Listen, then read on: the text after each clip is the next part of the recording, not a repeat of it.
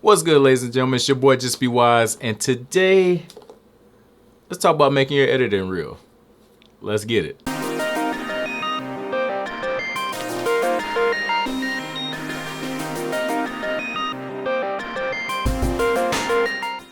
Okay, so first thing first, let's talk about what an editing reel is and why you should have one regardless of what you're doing. So if you're a photographer, then you already know a portfolio is a way for you to show people what you've already done and what to expect if they want to get work from you. So editing reel is similar to that. I like to think of it also as a way just to be like your video resume, right? So if you're a cinematographer or an editor, this is a way to show people, hey, oh Jesus, excuse me. This is a way to show people, hey, this is what I've done in the past, and this is what you can expect. I know a lot of us may not have a lot of big projects that we've been a part of, but that doesn't mean that you can't put things together, because as an editor, you're not necessarily held accountable for what shots have been taken as much as you're held accountable for what you've done with those shots that have been taken. Make sense? So what you want to do is take together some of the best shots that you were given and put those things together all in one place, almost like a collage or a montage of your work. Now, why would you need that? There's a couple of reasons why you would need it. One, if you ever plan on applying for like an editing position or something like that at a company, you're gonna need to show them one of these. Hands down, you will definitely need to have an editing reel.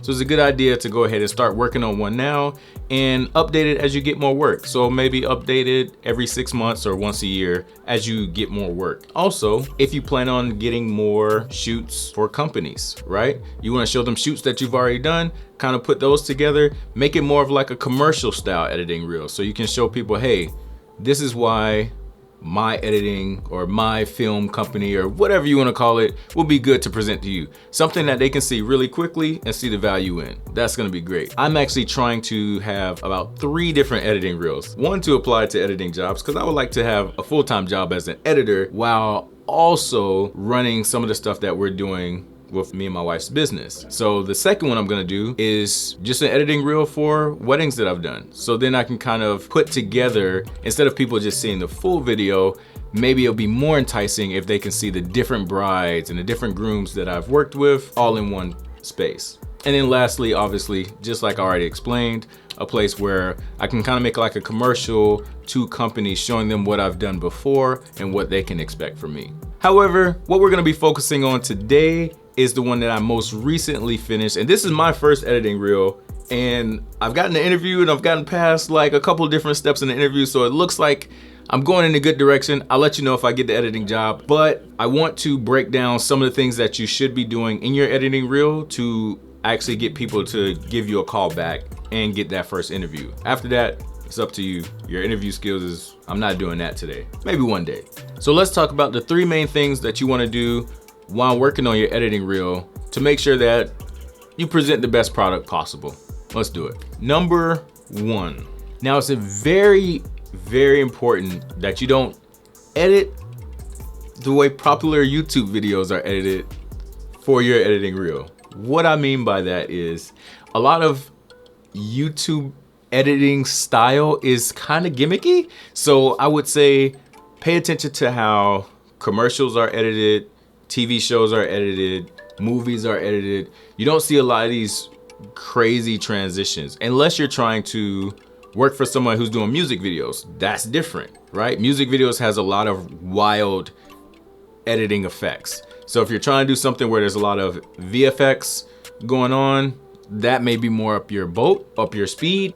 Alley, one of those. But if you're not trying to do that, you're just trying to work for a traditional editing house, then what you may want to do is look at a lot of different commercials, movies, TV shows, and see how they edit things. You'll notice most of them are just cuts, right? So you want to pay attention to that. So you don't want to do a lot of the crazy effects, because most of these places don't want crazy effects. Not to say that you shouldn't have some of these effects in there, because sometimes the effects are warranted, but just don't go crazy with the effects on every single transition. Like that's crazy. Don't do that. Tip number 2, be diverse. So What I mean by being diverse is you want to show pretty much all of your editing chops. You know what I mean? If you're able to, or have already in the past edited an interview, show them that you edited an interview. If you've done like any concert stuff, or if you've done sports stuff, or whatever you've done, try to add all the different pieces of the different things you've done in there so they can see the diverse work that you've done. What I mean is, if you do sports, don't only show the sports clips that you can edit, also show that you can edit an interview. Because if an athlete wants to, like if a company wants to interview an athlete and they want you to edit it, you need to show that you can edit that too. If you do music and you do a lot of music videos, maybe they want you to be able to edit a concert. So if you've done a concert, show that. You want to show that you can do a bunch of different things. So whatever you can do, if you've done a commercial for products,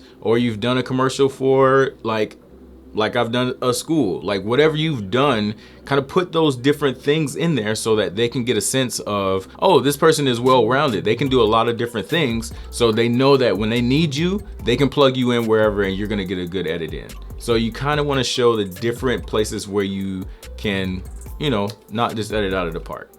Tip number 3, music selection. Please don't pick boring music. That's it. Don't pick boring music. Somebody's gonna be watching this. Don't bore them with the music. Like, don't work this hard on something. Make it fun. Make it interactive. Don't pick boring music. That's it. All right, honorable mention. Okay, so honorable mention is something I heard a very similar video, and I would advise you check out this person's video too, since his name is Ian Sansevera. His channel is Learn How to Edit Stuff. And I'm gonna link in the description a video that I watched from him that was helpful, because he's a hiring manager for editors in a gaming scene. So he was kind of explaining what he looks for when someone's editing their editing reel. So this will be helpful for you. And one of the things that he said, which to me goes without saying, and I hate that he has to say it, but edit your editing reel. What I mean by that is just don't slap videos in there that you've already done editing and you don't want to re-chop out things from that video. Edit the video. That's it. Make sure you edit the video from start to finish. It should all be edited completely by you. Don't just slap it in there and hope somebody's gonna hire you, right? So do that. Do that. Okay, so that's really all the tips I wanted to give you, and it would be ridiculous for me to tell you what to do and don't let you chew my editing reel apart. So I'm going to now share my editing reel here with you, and feel free to attack. But I'm not gonna come back at the end. I'm just gonna let it roll out. So as always, I gave you some tools I can't speak English and I'm skipping ahead. If you like the video, please like the video. Also, if you guys have some tips of your own, please feel free to put them in the comment section down below. So as always, we could just continue to learn off of each other and feed off of the great environment that you guys have brought here, and keep growing. And now I can say my ending, which is I gave you guys some tools to create. Now be great. Peace. And that, my friends, is one down.